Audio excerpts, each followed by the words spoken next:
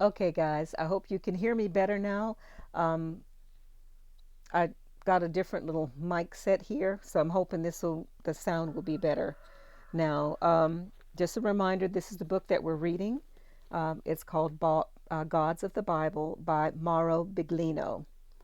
And I just want to preface this by showing you the back cover here. This is just a little blurb of who Mr. Biglino is and his credentials, if anyone wants to know. So this is just not anyone just fly by night. This is a Bible scholar. He's done work for different universities and also actually the Vatican for interpreting to be taught in seminaries and things like that. And the person that actually recommended this book is Paul Wallace. And Paul Wallace, as well, is a Bible scholar, many years of training in translating and teaching as well. So I just kind of wanted to preface that a little bit too. I've had several folks message me with accusatory and just really negative attitudes and words, saying that I'm spreading false information and how dare I, read this information and poison people's minds. Again, I am a truth seeker, no matter what the cost. And again, I grew up in the Jehovah's Witness faith, and something always never set right with me with the God or gods of the Bible. I thought something was wrong with this God. Uh, he seemed indecisive and giving mixed messages, telling us not to murder and steal and do bad things, but then he turns right around and tells his people to go into the neighboring village and murder and take the spoils, kill even the creepy crawly things, and but bring home the virgins and the gold and riches. That never set right with me. So I always knew something instinctively. I knew something was wrong with the gods of the Bible, or gods, or maybe God had multiple personalities, because his behaviors. He loves us and he hates us. He hates that he made us and we're the apple of his eye and we're made in his image. It just didn't make any sense to me. So when I came across other folks that sort of explained what I was feeling, yeah, I kind of latched on to it. So last time we were reading, the chapter we're reading right now is regarding the Elohim. And we discussed who the Elohim were. Um, is the Elohim plural or singular? And and the last one we did was counting the Elohim. So we're going to start on page number 57. Are the Elohim immortal? And I always like to show the page too, just in case. Okay? So let's get started with the reading. Okay. Immortality is not a concept in the Bible. Indeed, it does not even apply to the Elohim, who undoubtedly enjoyed a very long life in earthly years. They even passed it on to the antediluvian patriarchs, but they were mortal beings. The sacred text explicitly says so. Psalm 82 describes an, an assembly of the Elohim. For the advocates of the traditional doctrine Elohim equals God, Psalm 82 poses a real problem because the term Elohim cannot be traced back to the singular here. The psalm actually speaks of an assembly of the Elohim, who are therefore necessarily many and are accompanied by pronouns, adjectives, and above all by 10 verbs in the plural form. The one who presides over the assembly, Elyon, is very angry with the Elohim because they do not rule as they should. He ends his rebuke with a statement that leaves no room for doubt. I said, you are Elohim. You are all sons of Elyon. But you will die like Adam. You will fall like every other ruler. Psalm 82, 6 and 7. Elohim established a clear distinction between Elohim and Adam. This can only mean that Elohim did not belong to the lineage or group of the Adamites, and thus they must be reminded that they die like Adam. The specification is only necessary because Elohim and Adamites are distinct groups. Otherwise, it would make no sense. Professor Michael S. Heiser is an American Old Testament scholar who earned a PhD in Hebrew Bible and Semitic languages from the University of Wisconsin-Madison in 2004, and an MA in ancient history from the University of Pennsylvania. He is also the editor of the Logos Bible software platform. Professor Heiser writes a few things that I will summarize here for simplicity's sake. Elohim are not human beings. They are very different from the Adamites. They live much longer than the Adamites, but they are nonetheless mortal.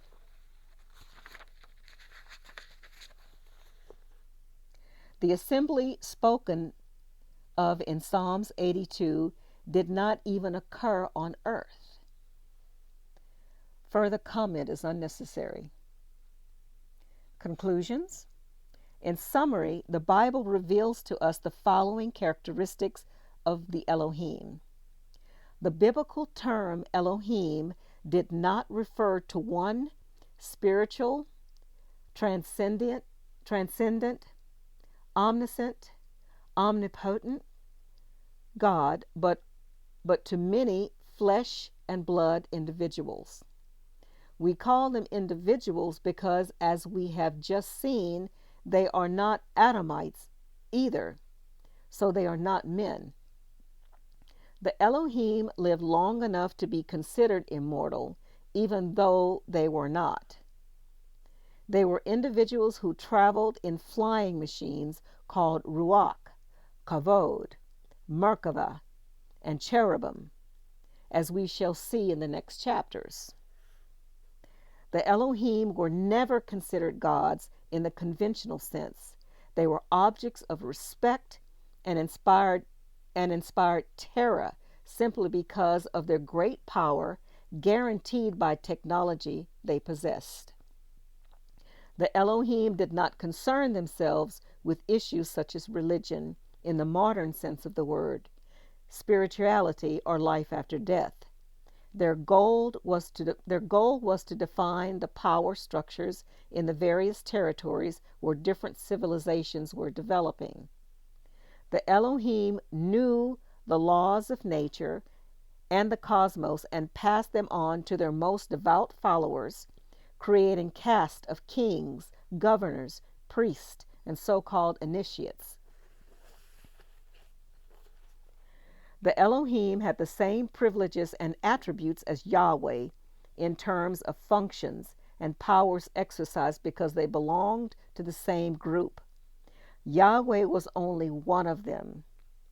The Elohim were originally also, at the same time, and anticipated in the previous section. Legislators, they dictated rules and regulations with full decision-making autonomy. Governors, they took care of the many aspects of power. They enforced the laws directly or through their agents and delegates, such as Jethro, Moses, and so on. Judges, they controlled the observance of laws, imposed and enforced punishments, or had them enforced. Finally, some people object that the term Elohim could indicate a group of influential men, i.e., a group of normal men or possibly evolved Adamites. No special translation in the Bible would require to realize that this perspective is incorrect. The Bibles we have at home provide sufficient elements to define the distinction between men and Elohim. These were distinct types of individuals. Let us look at some of these elements. The Bible notices that the Elohim had recurrent sexual intercourses with the Adamite women, Genesis 6. If they had been ordinary men, possibly powerful ones, such as legislators, rulers, or kings, it would be a platitude even to mention the fact. On the other hand, biblical and extra-biblical literature extensively reports this interest of the Elohim in the Adamite women. We discuss this in more detail in chapter 4. The Bible also tells us with great emphasis that the Elohim made the Adam. Again, how would this make any sense if we consider the Elohim just as ordinary men? It makes sense only because the Elohim were not normal men. Therefore, it was necessary to devote not a smaller number of pages explaining that a particular group of individuals had created Adam. Likewise, we read in Psalm 82 that the Elohim die like all Adams. If the Elohim had just been normal men, would it have been necessary to recall such a self-evident fact? All men die. As mentioned above, the Elohim lived very long lives that would make them look immortal from a human perspective. However, immortal they were not. They die like Adam. Elyon, the most important of them all, reminds the Elohim group of this fact during an assembly, a council. This alone proves that the Elohim were more than one. In fact, they were a multitude. Otherwise, there would be no council.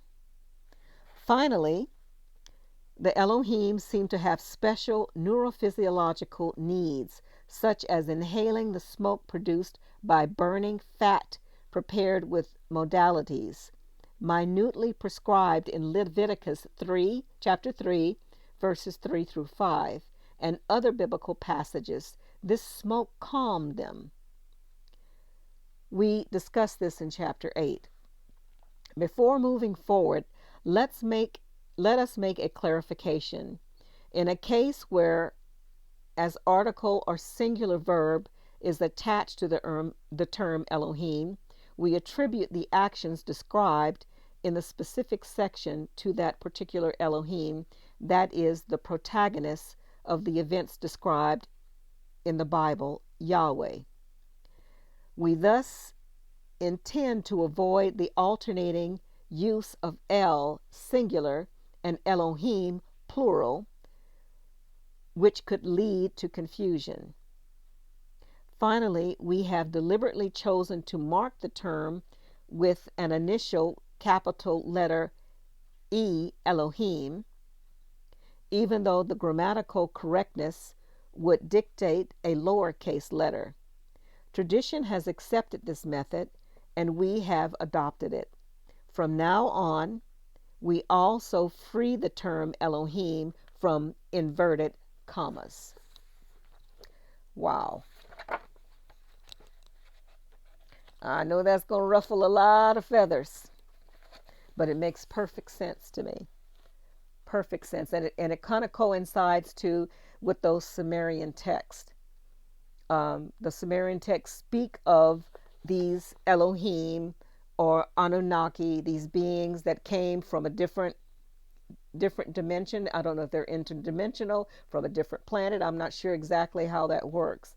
But these godlike beings, according to the Sumerian text, they came down to earth and they genetically altered the beings that were already here.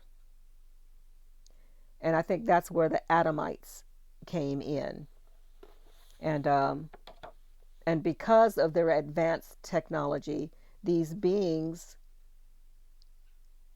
in essence, they were their creators, because they created something different. They created something that was they created something or modified something that was already here. So these beings thought that they were gods. They were told, we are gods and we are to be worshipped. I can definitely see how that that whole thing happened. Okay, the next chapter we're going to get started on is Ruach. And I've always been taught that Ruach meant the Holy Spirit. But we're going to discover the true meaning of Ruach directly from the Hebrew scriptures. And while I'm thinking about that too, one of the readings I did, I mentioned as I was reading the book, and I said, wow, this is taken directly from the scriptures. And I wasn't saying it was taken from the scriptures in here. I was only quoting the scriptures that were listed in the book, but they were taken directly from the Hebrew scriptures. That's what I meant. And there's a chapter here this is the Sefer Bible here. And this is translated from the original Hebrew scriptures. What was it? Let's see. I was quoting Psalm 82, 6 and 7. And this is what it says in the Hebrew translation. It says, I have said, ye are Elohim, and all of you are children of El-Yan. Did you catch that? You are all Elohim, and all of you are children of El or El-Yan. So that's very clearly showing that it's plural. Elohim is different from El, very clearly. But you shall die like men, and fall like one of the princes. Arise, O Elohim, judge the earth, for you shall inherit all nations. Now that's the Hebrew. What I did is I have several Bibles.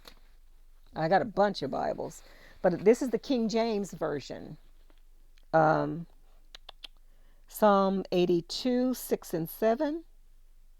It says, I said, you are gods, plural, and all of you are children of the Most High, or El-Yan. But you shall die like men, and fall like one of the princes. Arise, O God, judge the earth, for you shall inherit all nations. I even got the old funky Jehovah's Witness New World Translation to see what it said. Now again, that's Psalms 82, 6 and 7. I have said, you are gods. All of you are sons of the Most High, but you will die just like men do. And like any other prince you will fall. Rise up, O God, and judge the earth, for all the nations belong to you. See how it changed a little bit? But they all reference to gods, plural. And they also refer to the Most High, or El or El-Yan, showing that there's a difference. Can you see that? Elohim, plural. El or El-Yan, one. And as we will see in further chapters, I'm sure in here, that El-Yan is El-Yan or El. We're not talking about the creator of the cosmos and everything in it. We're speaking of El-Yan or El, the commander of the Elohim, the Most High over the rest of the Elohim, the lower godlike beings. Anyway, I'll close for now, and The next one we're going to read, I just mentioned that we're going to be reading about the Ruach. So, till next time, I'll see you guys later.